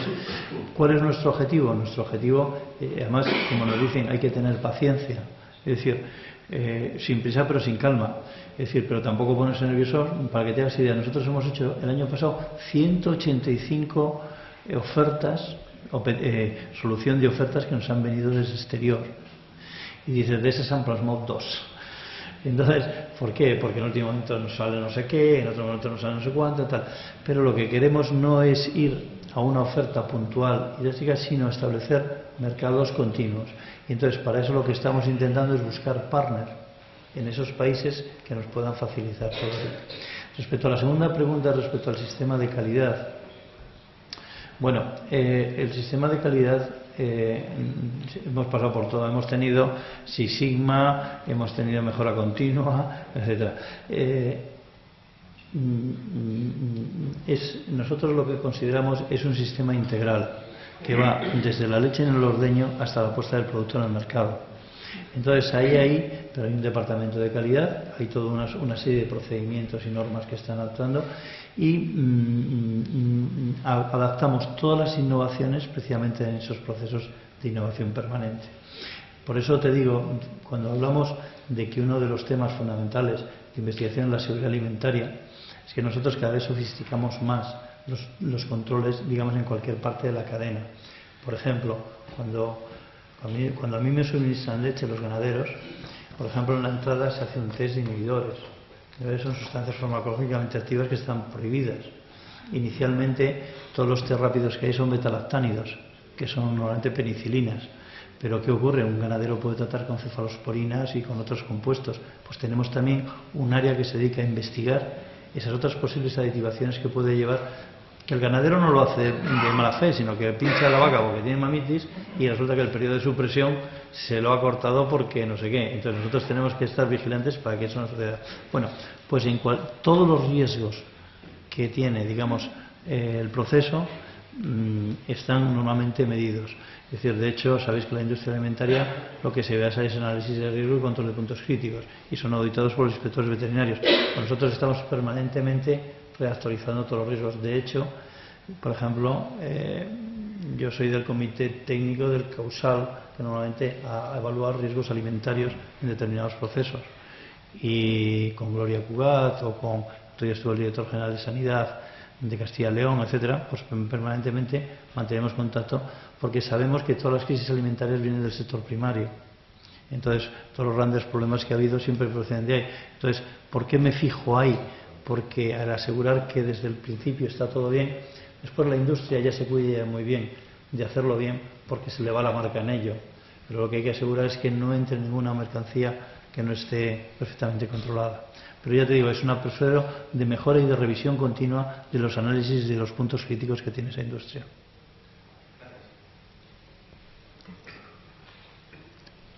Sí, buenos días. Mi nombre es Vicente Carrión, represento a una cooperativa. Me he sentido muy identificado con usted, no por el volumen de la empresa, evidentemente, porque la mía es muy pequeñita, ¿no? Estamos ubicados en Murcia, concretamente en el campo de Cartagena, y nos dedicamos a la transformación de leche de cabra, concretamente.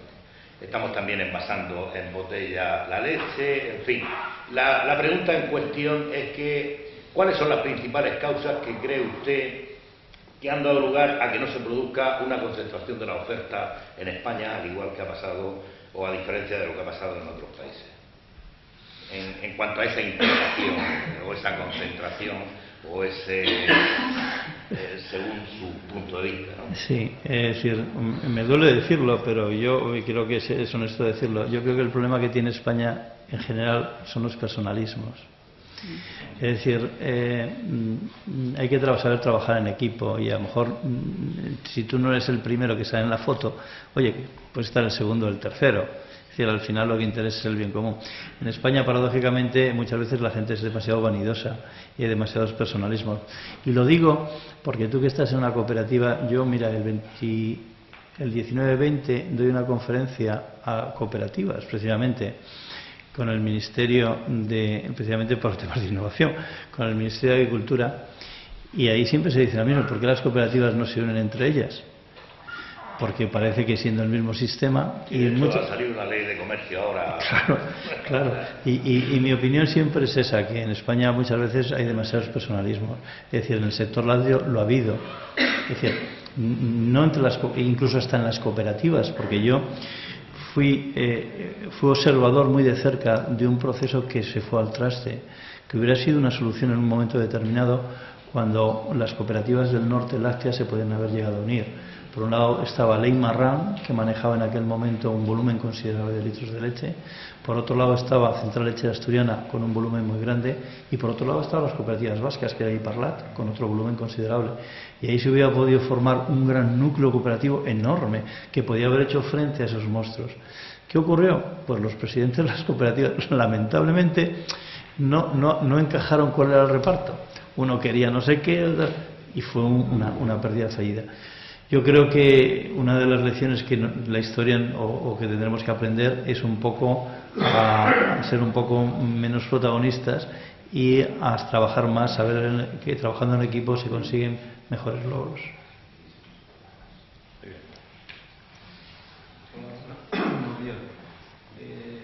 He oído que a la hora de plantear la internacionalización están pensando en lo que piensa prácticamente todo el mundo. Yo creo que nuestros competidores mayores, los europeos, están pensando en mercados emergentes como China, Rusia.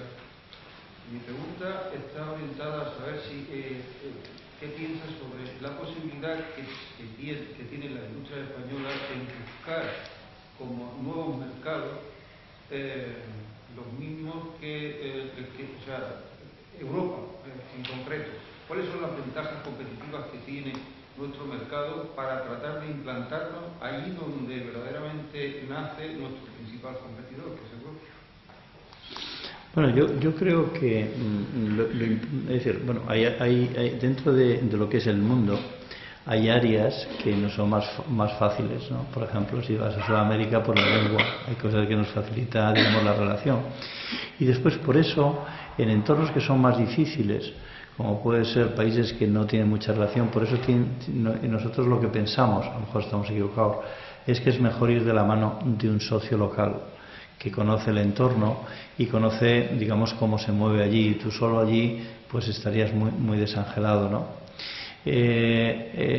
Ventajas competitivas que tiene España respecto a nuestros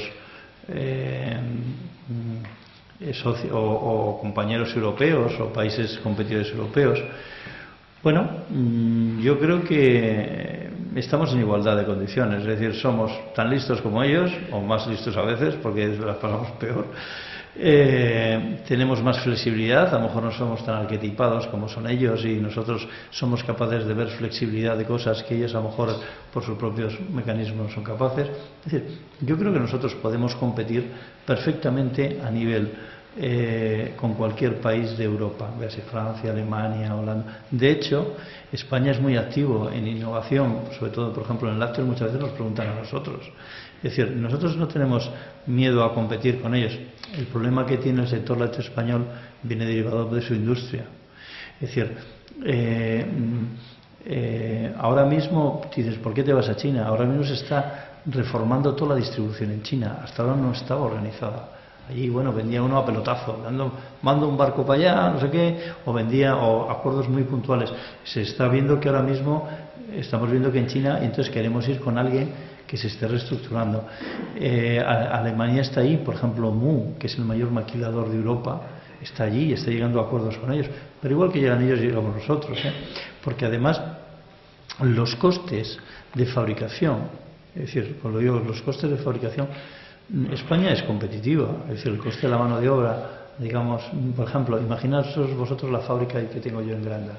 Yo manejo en una fábrica 500 millones de litros de leche y tengo 375 operarios, es decir, cada operario maneja casi 1,5 millones de litros. Eso es una eficiencia brutal. Es decir, yo puedo estar penalizado a lo mejor un poco por mis costes energéticos, que yo soy un país, España es un país eminentemente importador de energías, pero también ellos también importan gas, con lo cual tampoco creo que sea muy diferencial. Entonces, nosotros no tenemos miedo a competir con ellos, hay que ir con un buen partner, somos tan listos o iguales que ellos, somos más flexibles que ellos. Yo no creo que tengamos ningún problema en competir. Ellos lo han visto antes, porque ellos tenían excedentes antes. Nosotros, lamentablemente, el sector lácteo, en el caso nuestro, no había excedentes. ¿Para qué voy a mirar fuera? Si España tenía que importar ya 2,2 millones de toneladas, 2,6 millones de toneladas directamente, pues yo todo lo vendía aquí. ¿Qué ocurre? La situación del mercado ha cambiado y ahora resulta que no puedo vender eso que vendía, ahora tengo que irme fuera. Pero yo no tengo ningún complejo con competir con ninguna empresa europea de ningún tipo. Es decir, y es más, yo creo que los conocimientos técnicos de aquí muchas veces son envidiados por la gente de fuera.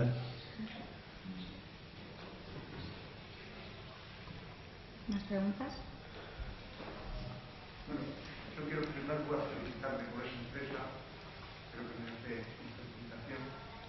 Nos ha contado de una manera muy histórica incluso el desarrollo y la evolución del momento, e incluso las perspectivas que al parecer son positivas, seguirán existiendo dentro de 10 años, cosas que muchas empresas españolas por delante no lo tienen claro, a pesar de sus innovaciones que son muy pobres en algunos casos también. Y después quiero darle las gracias por esa charla que nos ha dado, que me ha parecido magnífica. No oí su formación primera, pero desde luego demuestra un generalismo maravilloso. Nos ha hablado de microorganismos, nos ha hablado de economía, nos ha hablado de situaciones estratégicas, con una claridad impresionante. De todos modos, hay una cosa que no me he escapado, y yo quería hacer una pregunta con un objetivo final. Por ejemplo, las diferencias que hay entre el consumo español de leche, y cuando hablo de leche, porque luego ven los productos lácteos, que es muy importante, pero la leche es la casa matriz. Y en cuanto al consumo per cápita, y después eso nos puede organizar cualitativamente hablando. La leche que consumimos, leche que llamamos vulgarmente del día, de sentir de la que aunque dure 15 días, la leche pasteurizada, simplemente pasteurizada, o la leche UHT, que está, por desgracia en España creo que estamos acostumbrados más. Yo soy un amante de la leche. Yo creo que tomé leche de niño y he seguido tomando leche siempre.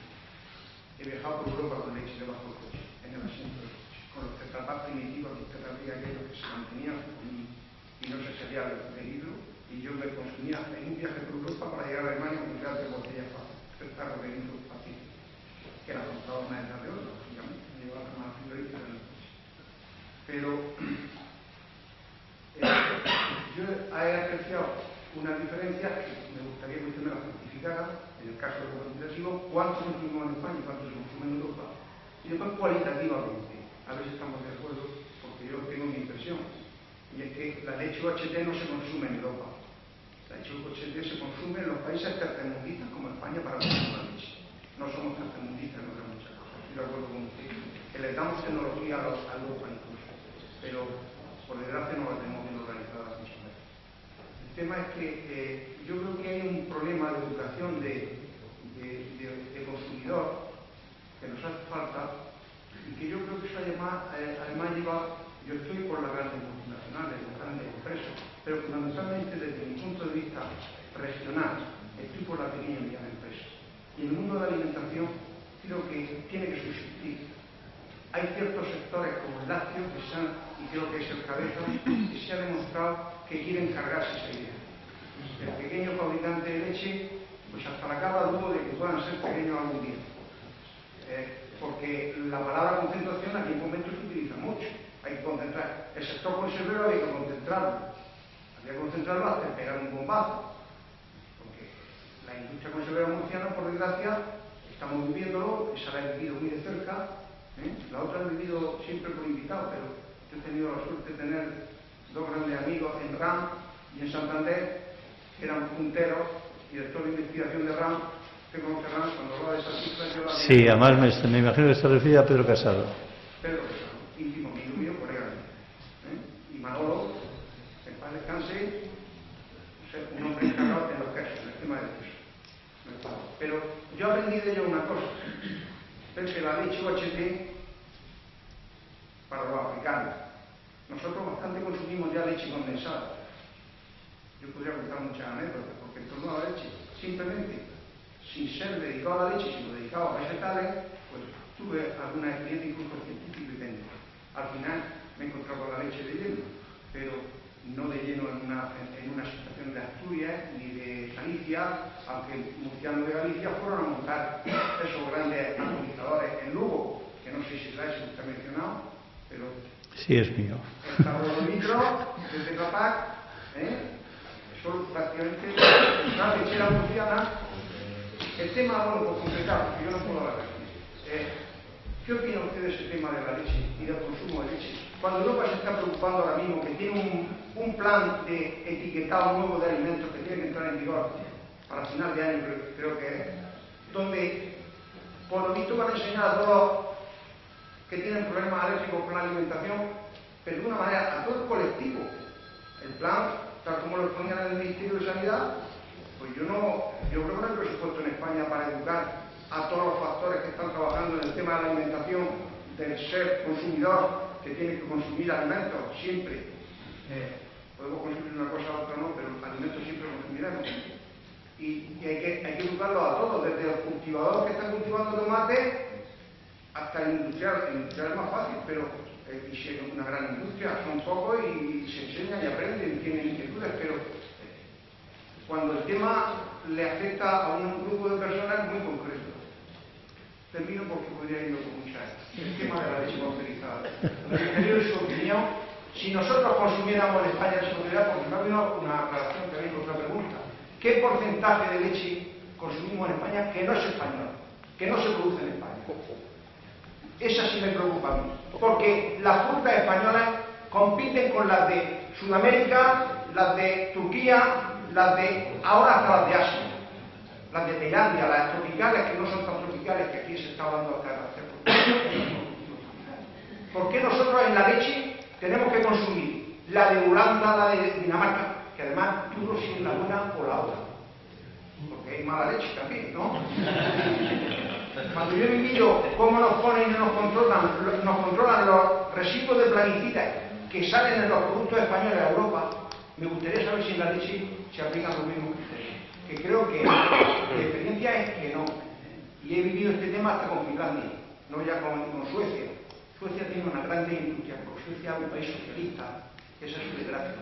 Pero también se le van al carajo, porque Alfarabar se fue al carajo. El trabajo no se va al carajo, pero tiene ya su competencia, gracias a Dios, porque ustedes son Combiblog, fundamentalmente. Yo pude ir a visitarle a ustedes una vez nada más, gracias a Combiblog. No pude después por circunstancias mías personales. Yo participo con Combiblog para desarrollar... Concretamos un poco y así damos paso a otras preguntas, que se nos va un poquito el tiempo. La leche pasteurizada. Me preocupa mucho porque es que creo que es una ignorancia supina que una madre que no le da el pecho a su hijo porque no puede, pienso, si no lo da por otra cosa, por lo mismo.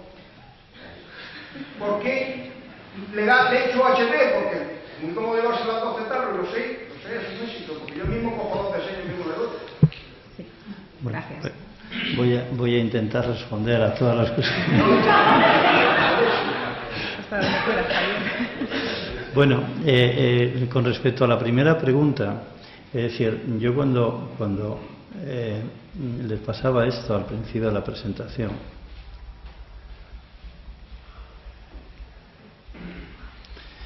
y decía que uno de los problemas que tenía España para competir era cómo estaba distribuido el consumo, intentaba precisamente indicarle lo que usted estaba diciendo, es decir, en España el consumo de lácteos no es el mismo que el de Europa, lamentablemente.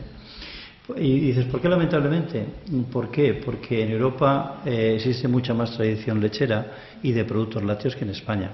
Es decir, de hecho, ustedes verán que en Francia se cocina con mantequilla, no con aceite.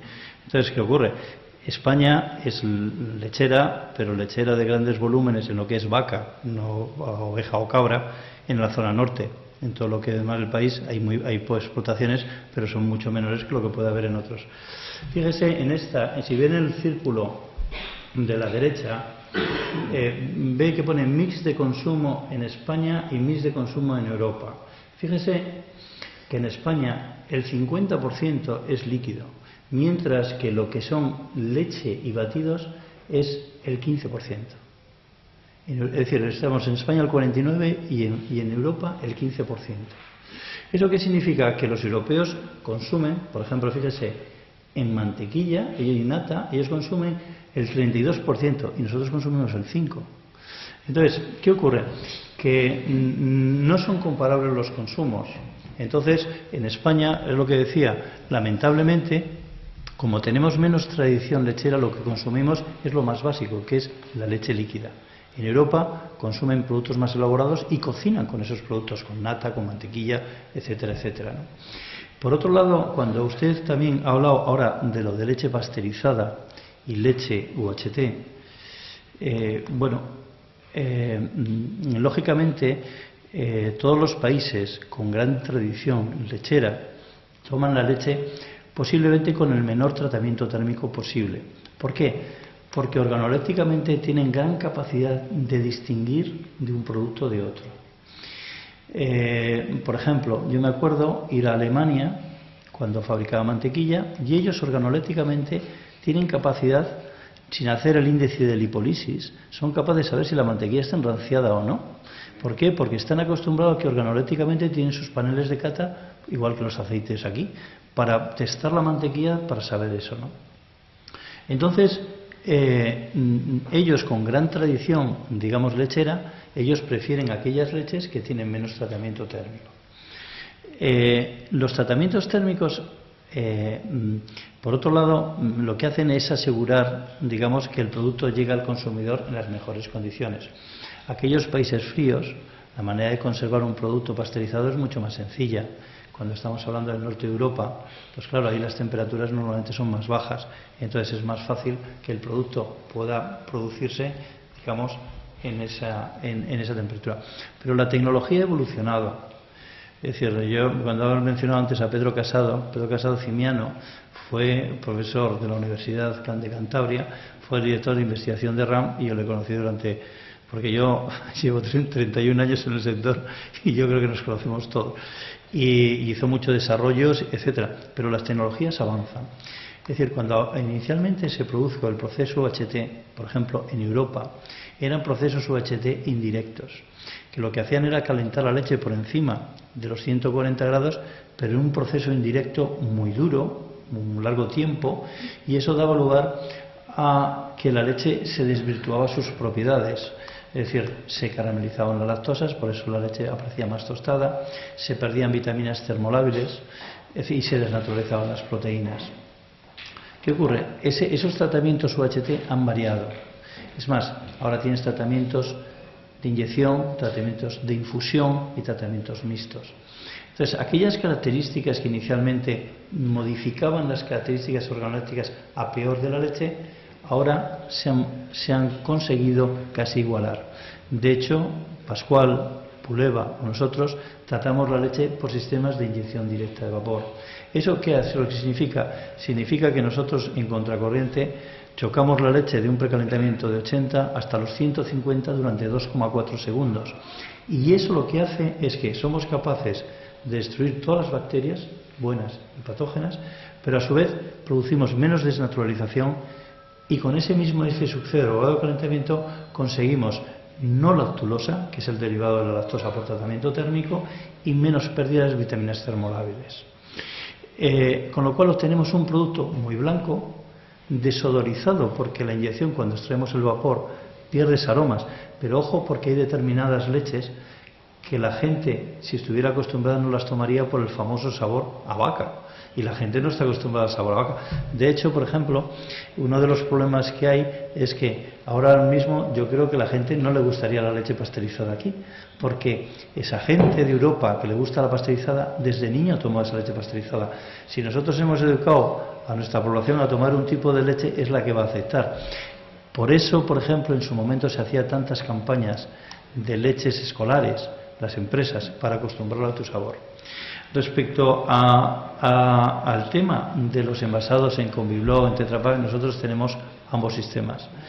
La diferencia entre uno y otro es que uno parte de un envase preformado y otro parte de un envase, digamos, en bobina. Personalmente, a mí me gusta más por la alta eficiencia de las máquinas de Combilog, pero el líder del mercado es Tetra Pak, que es sueco, que parte de una bobina. Y bueno, en general puedo decir que yo creo que no es tercermundista tomar leche OHT. Esa era la antigua, si es cierto, igual que la botella que se esterilizaba en torres hidrostáticas, como tenía RAM en la fábrica de Renedo, que aquello salía la leche tostada amarilla. Bueno, pues eso, lógicamente, eso ya ha cambiado. Entonces ya ahora mismo hay una leche excepcionalmente buena por procesos OHT. Y de hecho la leche que ahora llega al consumidor, no la de Central Lechera Asturiana, la de Pascual, la de Prueba o la nuestra, son excepcionalmente buenas. Ahora mismo, es decir, Europa, aunque cada vez tiene tradición, cada vez en los lineales de Intermarché o de Casino o cualquier francesa, ve usted que precisamente tienen un montón de leche, Candia, etcétera, que es OHT. Muchas gracias. ¿El porcentaje de leche que entra Pues, ¿Perdón? ¿El porcentaje de leche europea que entra a España? No lo puedo. Si dijera una cifra, cometería un error. Lo que sí es cierto es que hay enseñas que por su origen traen directamente la leche desde su origen. Es decir, hay empresas, no necesariamente francesas, sino alemanas. Es decir, los grandes hard discount son alemanes, son Aldi, Lidl, etcétera. Y esos muchas veces producen procesos desde Alemania directamente. Lo digo es que si el consumo en España son 8,9, 9,2 más o menos millones de toneladas y producimos 6,2, pues nos faltan 3 millones de toneladas. Repártelo en leche líquida, repártelo en quesos, repártelo en mantequillas, repártelo en yogures, en todos los productos. muy bien. Muchas gracias. Pues si no hay más preguntas, yo antes de cerrar la jornada solamente me gustaría destacar algunas ideas. Han sido muchas las ideas que nos has transmitido, Javier, muy interesantes, muy cercanas, muy realistas. Me gustaría destacar 2 o 3 simplemente para que seamos poco a poco conscientes de la importancia de la innovación. Me ha gustado cuando Javier decía no dejar al azar el proceso de la innovación, el proyecto de la innovación tiene que estar muy estudiado, no es un tema de un día para otro, sino que es un proceso que forma parte de ese proceso estratégico de las empresas. Tener esa cultura de la innovación creo que es muy importante para empezar a dar estos pasos en el camino correcto, de estar con una actitud de decir, bueno, vamos a estar abiertos al cambio, a escuchar al mercado, a estar cerca. Y por último me gustaría destacar una idea que para mí es muy importante, porque a veces decimos, bueno, pero es que yo soy una pyme, soy una micropyme, que es lo que tú comentabas, Javier, de que la innovación a veces no son grandes proyectos. De hecho, nos comentabas que una de las innovaciones había sido un pequeño cambio que había dado grandes beneficios a la empresa. La conclusión es que la innovación está en manos de cualquier empresa, ya sea grande, pequeña, mediana, y que efectivamente para sobrevivir hay que ponerse manos a la obra. Darte las gracias, Javier, por estar aquí en nuestra casa. Ha sido un placer. Y darles las gracias a ustedes por haber asistido. Hasta la próxima. Pues muchas gracias.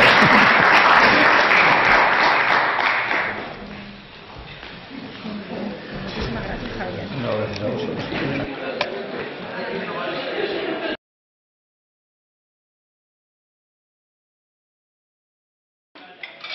Es uno de los alimentos fundamentales en una dieta equilibrada y hoy se ha convertido en el protagonista de las jornadas de Mercado, Economía e Innovación Alimentaria 2013 que organiza San Antonio Technologies. La leche representa una de las grandes industrias agroalimentarias en España, sin embargo ahora no pasa por su mejor momento. Yo creo que hay espacio, hay un mercado tan grande y hay espacio para todo. Lo que sí es cierto es que cuando estamos jugando a nivel de grandes players en los que tenemos que competir con grandes operadores europeos, tienes que tener volumen, porque si no, no puedes competir. Una sesión que ha contado con la participación de Javier Echevarría, subdirector general de CAPSA, que ha compartido con empresarios murcianos la forma en la que se pueden poner en marcha nuevos proyectos que mejoren la competitividad del sector.